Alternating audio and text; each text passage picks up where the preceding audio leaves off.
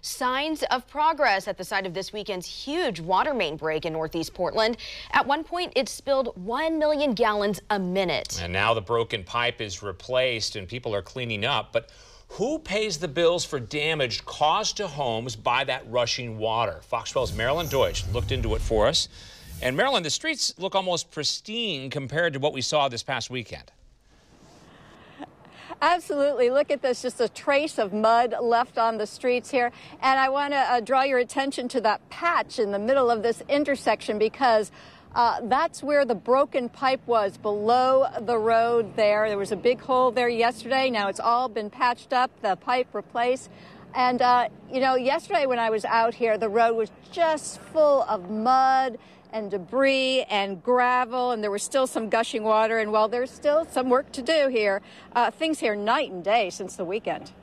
Crews have been working 24/7 since the century-old pipe broke. Early this morning, it was replaced.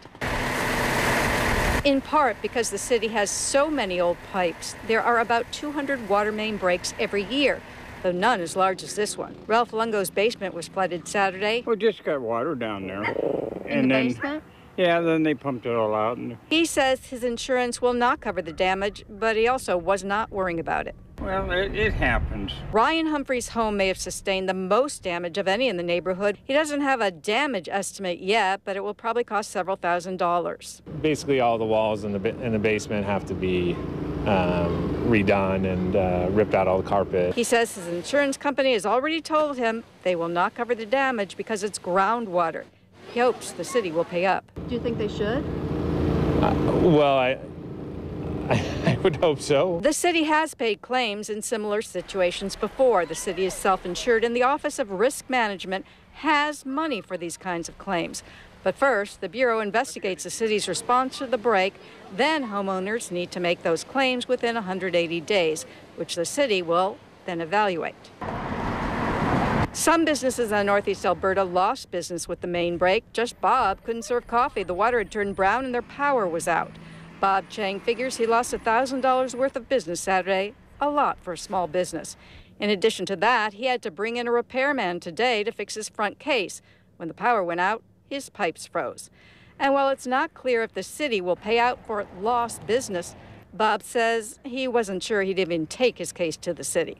I mean, you know, sometimes you just gotta eat it. Some businesses do have business interruption clauses in their insurance policies, which could cover their lost business. In the meantime, many of the folks on these streets say they're thankful to the city for providing that immediate all-hands-on-deck response and working straight through to make their neighborhood livable again.